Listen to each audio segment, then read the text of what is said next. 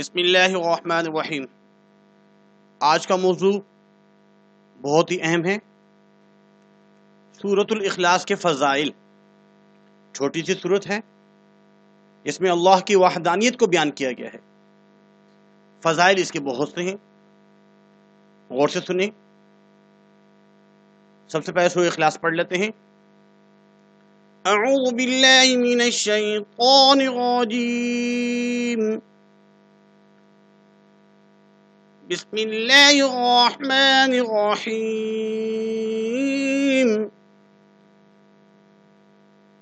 قل هو اللہ احد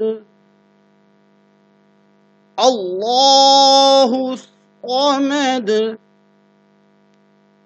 لم يلد ولم يولد ولم يكن له كفوا أحد صدق اللہ العظیم۔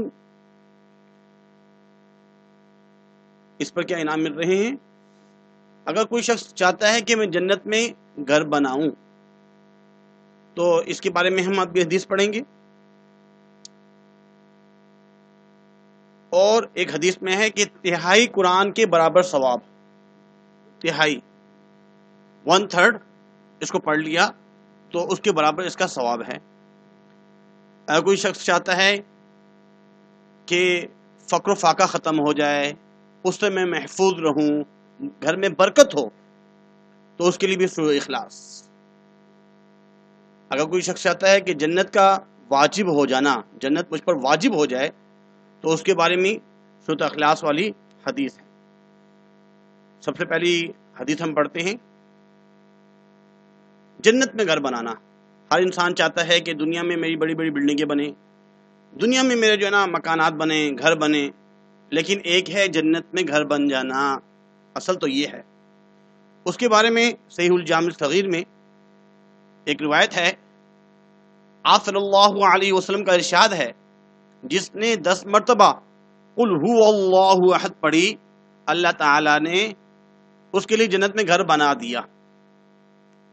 تو قل هو اللہ احد پڑھنے پر 10 مرتبہ جنت میں گھر بن جاتا ہے۔ اگر آپ زیادہ گھر بنانا چاہتے ہیں زیادہ بنائیں، 10 مرتبہ پڑھنے سے ایک جنت میں محل تیار ہو گیا، 20 دفعہ پڑھیں گے 2 محلات تیار، 3 محل۔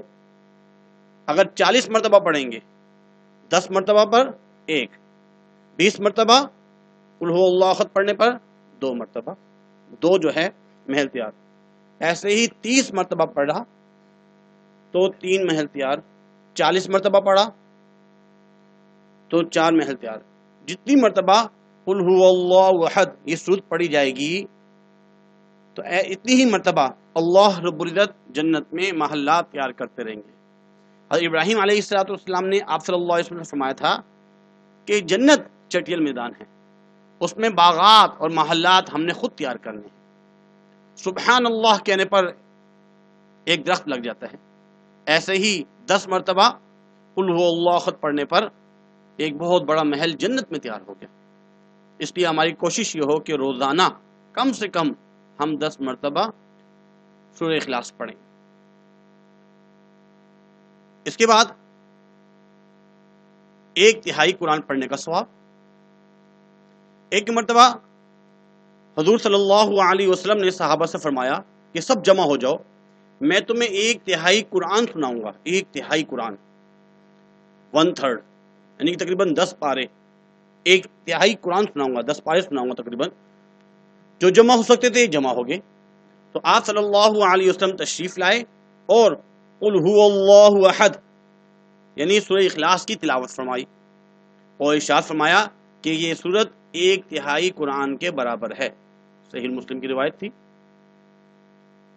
اگر انسان چاہتا ہے کہ بھائی میرے گھر میں فقر و فاقہ ختم ہو جائے اور میں فقر و فاقہ سے محفوظ رہوں، تو اس کے لیے ہمارے نبی صلی اللہ علیہ وسلم نے فرمایا کہ جو شخص گھر میں داخل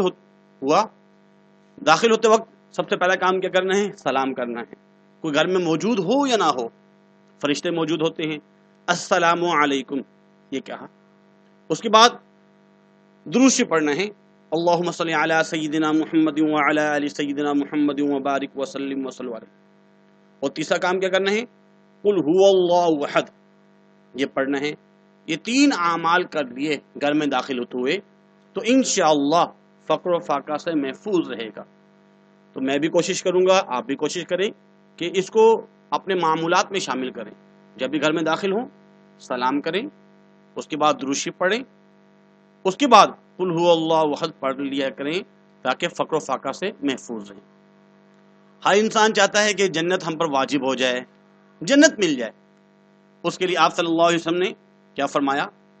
حضرت ابو ہریرہ رضی اللہ تعالیٰ فرماتے ہیں کہ حضور صلی اللہ علیہ وسلم کے ساتھ تھا، آپ صلی اللہ علیہ وسلم نے کسی کو سورہ اخلاص پڑھتے ہوئے سنا، آپ صلی اللہ علیہ وسلم نے فرمایا واجب ہو گئی۔ میں نے پوچھا کیا واجب ہو گئی؟ آپ صلی اللہ علیہ وسلم نے فرمایا جنت واجب ہو گئی۔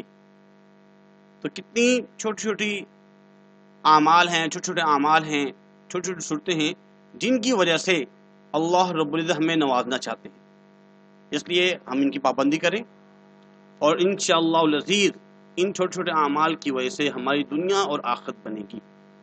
آج کے لیے اتنا ہی کافی ہے۔ اللہ حافظ۔